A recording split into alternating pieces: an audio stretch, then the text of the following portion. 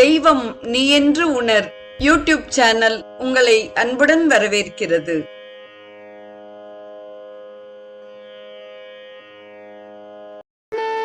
அன்பு உள்ளங்கள் அனைவருக்கும் உற்சாகமான இனிய சுபதின வணக்கம். இன்றைய ஸ்ரீ கௌமாரம் நிகழ்வில் கந்தபுராணத்தில் தக்க யாகத்தின் நிறைவு பகுதியை நாம் சிந்திக்க இருக்கிறோம்.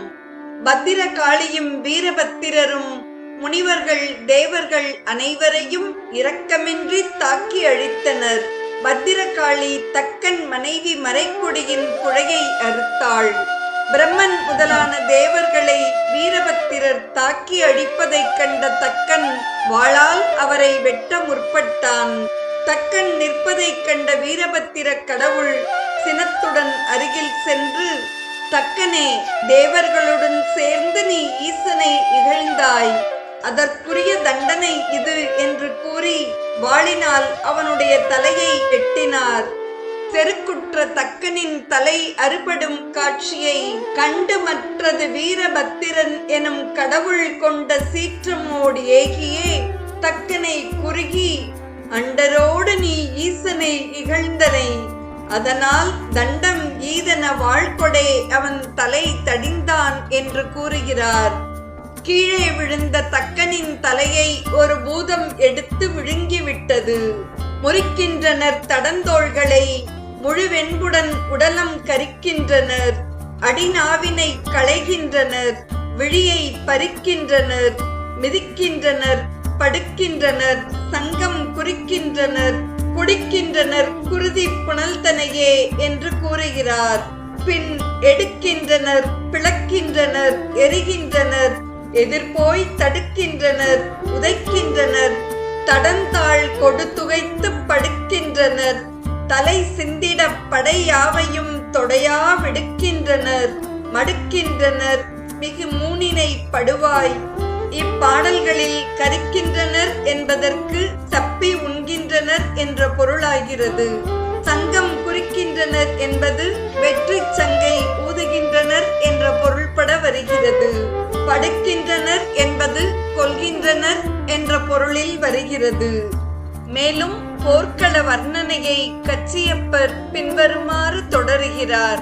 நெரிக்கின்றனர் சிலர், சென்னியை நெடுந்தாழ்கொடி மிதியா உரிக்கின்றனர் சிலர், யாக்கையை ஒரு சிற்சிலர் மெய்யை எரிக்கின்றனர், மகத்தீடை இழுதார் கடத்திட்டே பொறுக்கின்றனர், கரிக்கின்றனர், புகைக்கின்றனர் அம்மா என்று போர்க்களத்தின் தீவிரத்தை கூறுகிறார்.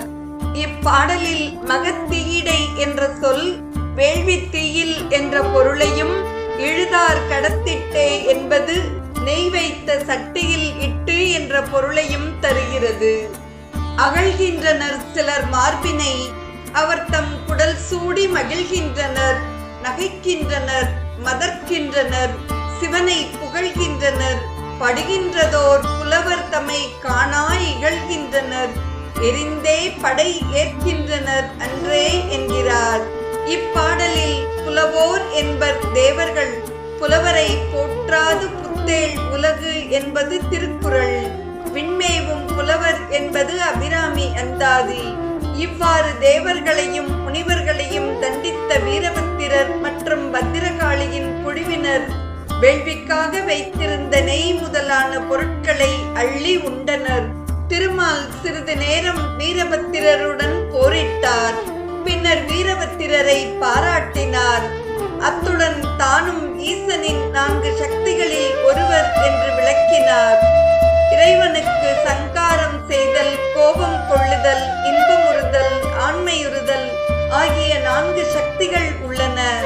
துர்க்கை, காளி, கௌரி ஆகிய மூவரும் முதல் 3 சக்திகள் ஆவார்கள். 4வதான பெருதற்கரிய ஆண்மை சக்தி யானே. இத்தன்மைகளை வேதங்கள் உரைக்கின்றன என்றார் திருமால். உயிர்களுக்கு இறுதி செய்யும் சம்ஹார சக்தியாக விளங்குபவள் துர்க்கை. காளி ஈசனின் கோபசக்தியாவாள். உயிர்களுக்கு இன்பத்தை அருளும் போக சக்தியாக திகழ்பவள் கௌரி ஆவாள். புருஷ சக்தியாக விளங்குபவர் திருமால் ஆவார். தமிழ் திருமுறைகளும் இப்பெற்றியை பேசுகின்றன. அறியலால் தேவி இல்லை என்பன போன்ற தேவாரங்களில் இக்கருத்து கூறப்பட்டுள்ளது. இறைவன் சாஸ்தாவை பெற்றதும் சங்கர நாராயணனாக, அதாவது மாலொரு பாகனாக விளங்குவதும், திருமால் தலங்களில் நாச்சியார் கோலம் என்ற அலங்காரம் செய்வதும் திருமால் புருஷ சக்தி என்ற காரணத்தினால்தான் என்று நாம் தெளியலாம்.